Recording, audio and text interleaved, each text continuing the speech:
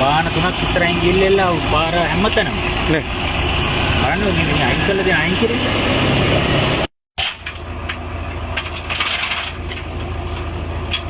தம்புள்ளை அபரண பிரதான வீதியில் சிகிரியா திகம்பதாவில் இடம்பெற்ற விபத்தில் ஒருவர் உயிரிழந்ததுடன் 9 பேர் காயமடைந்துள்ளனர்.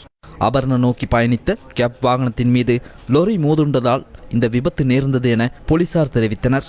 கேப் வாகனத்தில் பயணித்தவர்கள் திருமண வைபவத்தில் கலந்து கொண்டு திரும்பிச் செல்லும் வழியில் இந்த விபத்தை எதிர்நோக்கியுள்ளனர். கேப் வாகனத்தில் பயணித்த பெண்ணொருவர் ஸ்தலத்திலேயே பலியானதாக போலீசார் குறிப்பிட்டனர். காயமடைந்த 9 பேரும் தம்புளை வைத்தியசாலையில் சேர்க்கப்பட்டதுடன் அவர்களில் கவலைக்கிடமான நிலையில் இருந்த குழந்தை கண்டி வைத்தியசாலைக்கு மாற்றப்பட்டதாக வைத்தியசாலையின் தகவல்கள் தெரிவிக்கின்றன. விபத்து தொடர்பாக சிகிரியா போலீசார் மேலதிக விசாரணைகளை முன்னெடுத்துள்ளனர்.